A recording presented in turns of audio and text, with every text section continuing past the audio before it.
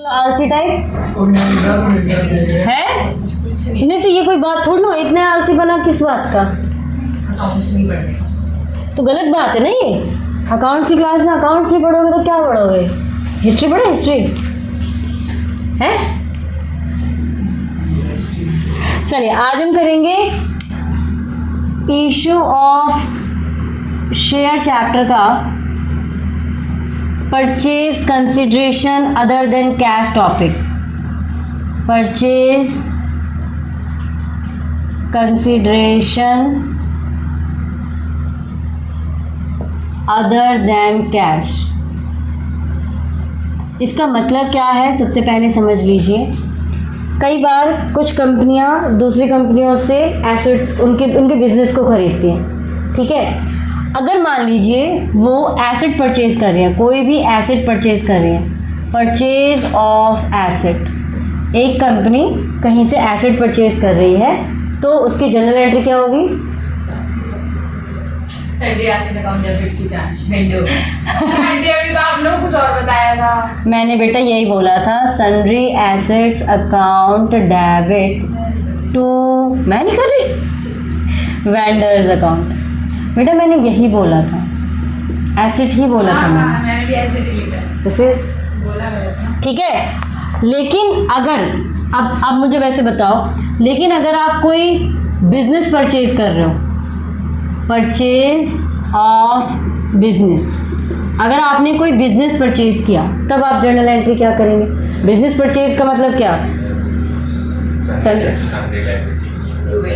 हाँ, sundry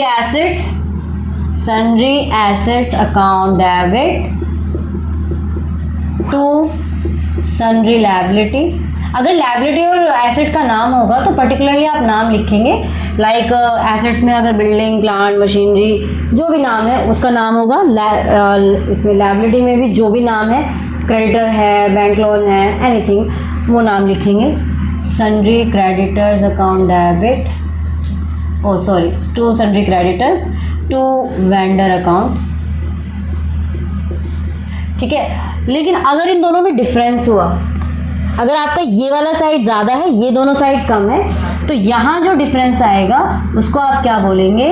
capital reserve. ये बेटा एमसीक्यूज में आया हुआ है, ये जो पॉइंट है ये एमसीक्यूज में आया था कि अगर किसी बिजनेस का मतलब asset is more than the liability then what is the difference called, तो ऑप्शन दिए हुए थे, तो कैपिटल रिजर्व, ठीक है। और अगर आपका लायबिलिटी ज़्यादा है, एसेट कम है, तो वो आपका जो डिफरेंस होता है वो क्या कहलाता है? गुडविल कहलाता है, ठीक है। ये डिफरेंस है जो मैंने ऐसे लिखा है, ये आपका डिफरेंस होता है। यहाँ तक बात समझ में आ गई, ठीक है। अब इसका ये टॉपिक का नाम क्यों पड़ा है, थोड़ा सा ध्यान पहले इधर दे देंगे कि हमने बिजनेस खरीद लिया। नॉर्मली अगर हम बिजनेस खरीदते हैं तो पेमेंट कैसे करेंगे? हम कैश में। लेकिन यहाँ क्या है, पेमेंट कैसे करेंगे हम? शेयर इशू करके, है ना। इसीलिए नाम दिया है purchase consideration other than cash. यहाँ पे हम उनको कैश नहीं देंगे, हम उनको क्या करेंगे? अपनी कंपनी के शेयर इशू करेंगे।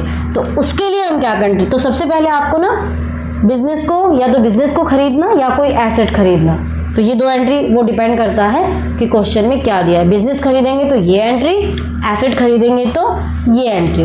हो गई एंट्री पहली, ठीक है। सेकेंड एंट्री कब करोगे आप? अब on the issue of share, on the issue of share, share issue कर रहे हो तो अगर आप किसी को शेयर इशू कर रहे हो, वेंडर अकाउंट डेबिट टू, तुम्हारे अलावा भी जरा कोई बोल ले, बुक में से देख के बोल रहे क्यों?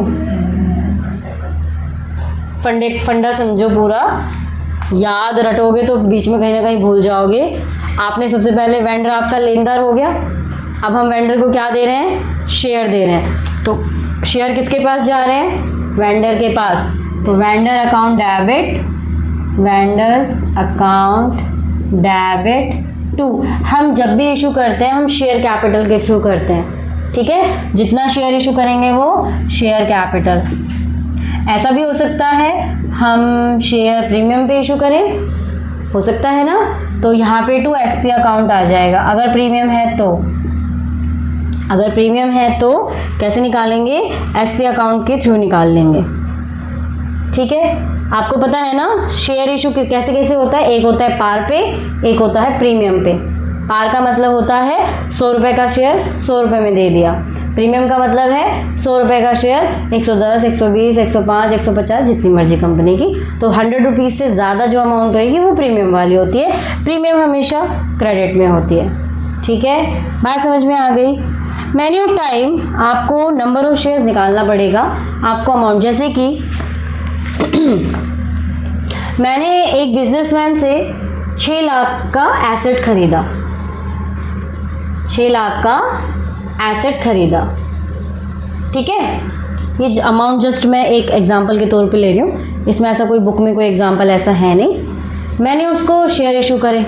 अगर मैंने 6 लाख रुपए का 100 रुपये का एक शेयर है मेरा, तो मैंने कितने शेयर इशू करे उसको, 100 काट दो 6000 शेयर, 6000 शेयर करे। लेकिन अगर मैंने उसको 120 रुपये में शेयर इशू करा, 20 रुपये प्रीमियम के साथ, शेयर कितने का है, 100 रुपये का। नंबर ऑफ शेयर्स आप कैसे निकालेंगे, इसको आप ऐसे ही बॉक्स बना के लिख लेना। प्रीमियम पे होता है तो आप नंबर ऑफ शेयर कैसे निकालेंगे। अब नंबर ऑफ शेयर क्यों निकाल रहे हो, आप तो नॉर्मली परसेंटेज निकाल के प्रीमियम निकाल के लिख सकते हैं ना, लेकिन यहाँ पे कई बार एमसीक्यूज में नंबर ऑफ शेयर्स पूछे जाते हैं। तो आप नंबर ऑफ शेयर्स कैसे निकालेंगे, टोटल अमाउंट, जो टोटल अमाउंट होगा जितना भी हमने उससे ख़रीदा है वो अपॉन में जितने का शेयर होगा, at the rate share price, at the rate share price, at the rate का मतलब ये होता है ना प्राइस, एक शेयर का प्राइस प्लस प्रीमियम, जितने का प्रीमियम होगा। जैसे मैं इसमें कह दूँ 100 रुपये का एक शेयर था, 6 लाख रुपए का एसेट खरीदा और मैंने उसको 20 रुपये प्रीमियम, 20% प्रीमियम यानी कि 20 रुपये में करा, तो नंबर ऑफ शेयर कैसे निकलेगा, 6 लाख अपान में 120, 0 से 0, 12 पंजे 60, 1 2 3, नंबर ऑफ शेयर्स कितने हो गए, 5000। तो यहाँ जर्नल एंट्री कैसे करके होगी, वेंडर में तो हो जाएगी 6 लाख, क्योंकि वेंडर को तो हम 6 लाख से ज़्यादा तो नहीं देंगे ना, है ना। और शेयर कैपिटल हो जाएगी 5000 इंटू 100 यानी कि 5 लाख, और एसपी अकाउंट में जाएगा 5000 इंटू 20, 1 लाख। अगर ये पार में होगा तो, पार में होगा तो बहुत ईजी है, एसपी लिखना नहीं है, 6 लाख 6 लाख। पार में होगा तो नंबर ऑफ शेयर निकालने के लिए आप क्या करेंगे, 100 से डिवाइड कर देंगे। यहाँ जैसे मैंने प्लस प्रीमियम लिखा है, प्रीमियम हटा दो। अभी तो तुम्हारे इसमें से डिस्काउंट हटा दिया गया, हमारे टाइम पे तो डिस्काउंट भी था, अभी तो बहुत सारी चीज़ें यहाँ पे हट गई हैं, शेयर को इशू ना कर रहे डिस्काउंट पे। बात समझ में आ गई, ओके आगे चले।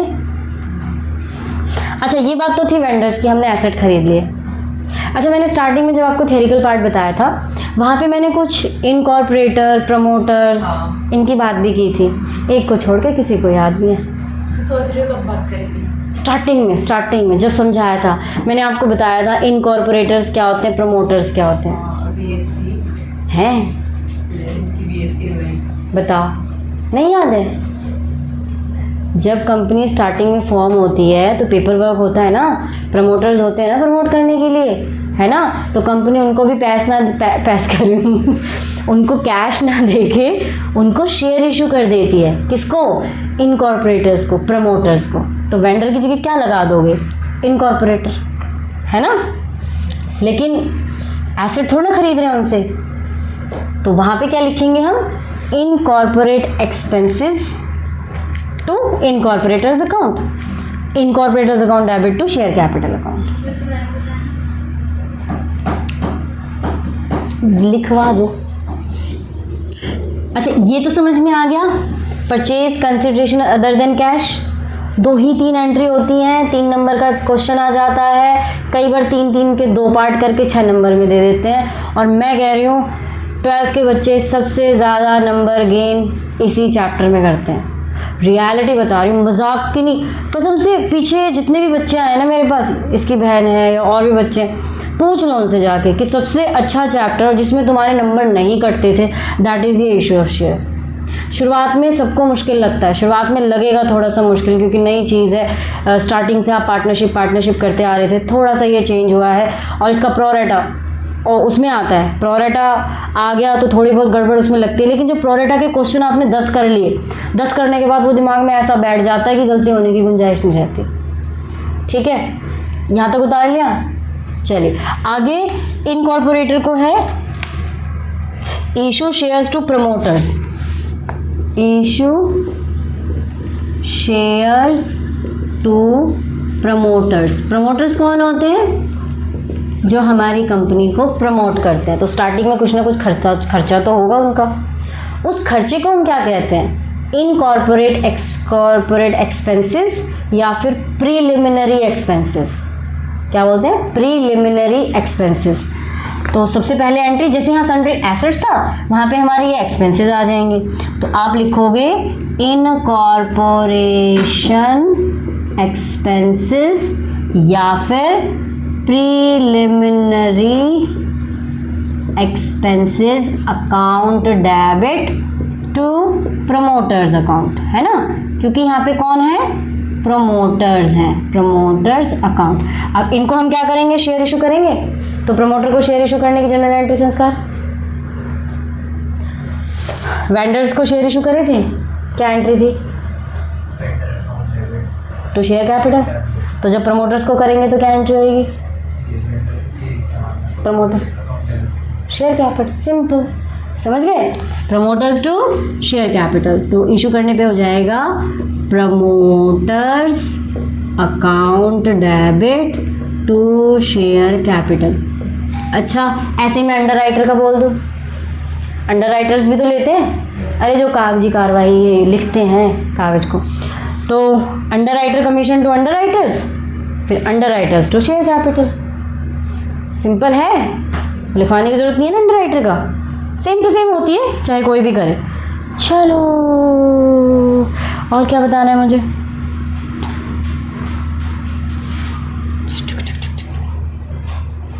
चलिए, अच्छा ये जो है कहाँ दिखाया जाएगा? बैलेंस शीट में, नोट टू अकाउंट्स में, सब्सक्राइब कैपिटल में, इशूड जहाँ हम शेयर कर रहे होंगे इशूड वाले में ही दिखाएंगे हम। ठीक है, इशूड वाले में तो इशू किया हुआ, सब्सक्राइब में क्योंकि हमने इनको दे दिया तो सब्सक्राइब में आ जाएगा। अब वो शेयर होल्डर बन जाएंगे हमारे, तो वो सेम टू सेम है, इसमें कोई भी चेंजेस नहीं है। नोट टू अकाउंट्स की वीडियो डाल दी थी मैंने, डाल दी थी ना? तुम्हारे फ़ोन में है? एक तो होगी तुम्हारे फ़ोन में भी, डाल दियो बेटा उसको भी। ऐसे डाल के छोड़ देना, मैं बाद में लिख दूँगी। नहीं नहीं नहीं नहीं, उससे पहले एक और बनी थी, देख लेना, कर घुरा के डिलीट कर देना अपने उससे। चलिए फिर एक क्वेश्चन करें। क्वेश्चन अब इतने बड़े बड़े हैं कि मैं लिखवाऊंगी, क्या करूं? चलो बुक बंद कर दो, फिर बताना मुझे। बुक बंद कर दो, बुक से नहीं करना। चलो संस्कार के नाम से ही करते हैं। संस्कार लिमिटेड परचेज, मैं यहाँ क्वेश्चन लिख रही हूँ, संस्कार लिमिटेड ना रे, तुम क्यों लिखोगे? परचेज ऑफ जेसी लिमिटेड, ओ बेटे संस्कार कंपनी खरीद ली for 18 lakh rupees payable in fully paid.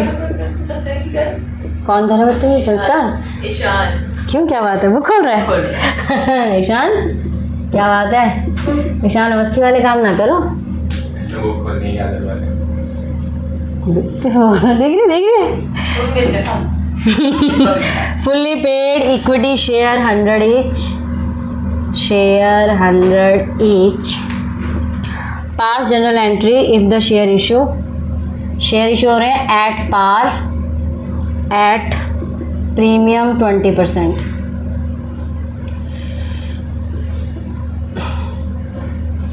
Premium 20%। ठीक है, बहुत सिंपल सा है, इसमें कुछ नहीं कहा मैंने, आपको सिंपल से कहा है संस्कार लिमिटेड ने जेसी लिमिटेड का ख़रीद लिया 18 लाख रुपए में, और जो कि 100 रुपीज़ का एक शेयर था, और जनरल एंट्री पास करनी है अगर पार पे इशू किया है और अगर प्रीमियम पे इशू किया है। तो अब जनरल एंट्री करके दिखाओ।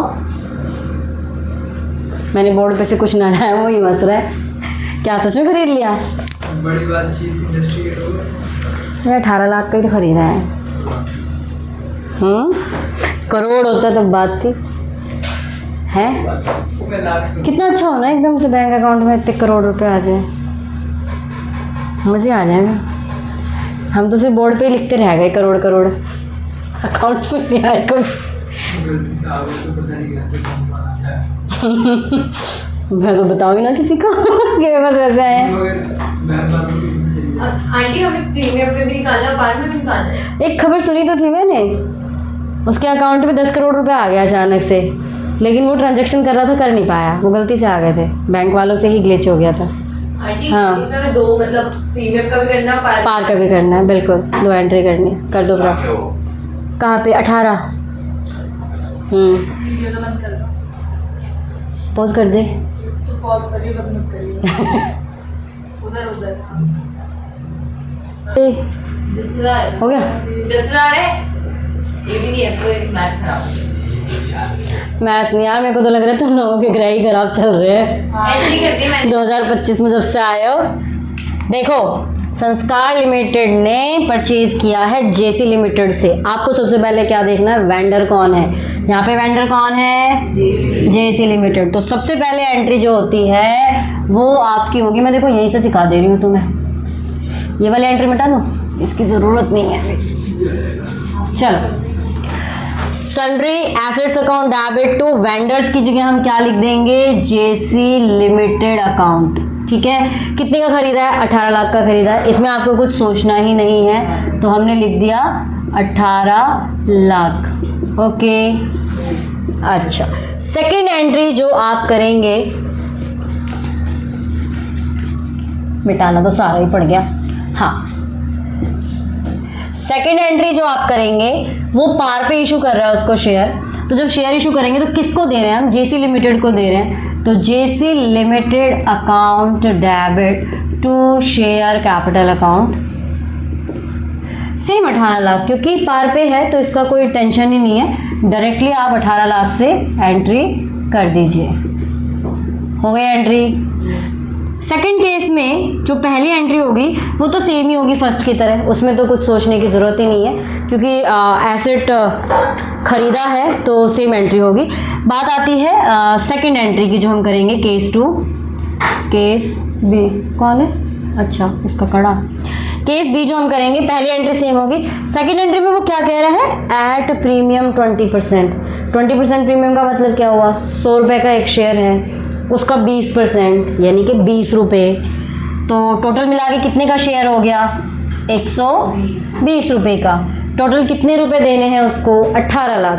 18 लाख से 120 को डिवाइड कर दीजिए आप, नंबर ऑफ शेयर्स आ जाएंगे आपके पास, 6 दूनी 12, 6 तिया 18, 1500 1 2 है 15,000 ही आएगा, है ऐसे ही आ रहा है कैलकुलेटर में। अच्छा।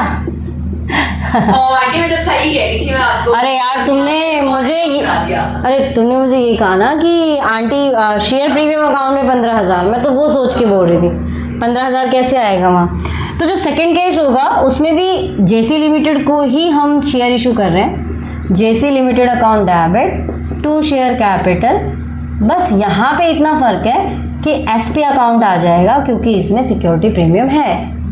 ठीक है, अमाउंट कैसे जाएगी, जेसी लिमिटेड के अकाउंट में तो 18 लाख ही जाएंगे, चाहे हम उसको प्रीमियम पे दे दें चाहे पार पे दे दें। 18 लाख से ज़्यादा तो नहीं दे दोगे, कि दे दोगे, है भी संस्कार, दे दोगे, नहीं दोगे ना, तो फिर तो शेयर कैपिटल में ज़्यादा पैसा आ रहा है, मगर इतना यार ज़्यादा नहीं। 15,000 नंबर ऑफ शेयर है, तो 15,000 इंटू 100 शेयर कैपिटल में कितना जाएगा, 15 लाख। कितना जाएगा, 15 लाख। अब बात रही प्रीमियम की, 15,000 शेयर है, 15,000 इंटू 20 यानी कि 3 लाख। बात आ गई समझ में, कितना आसान है।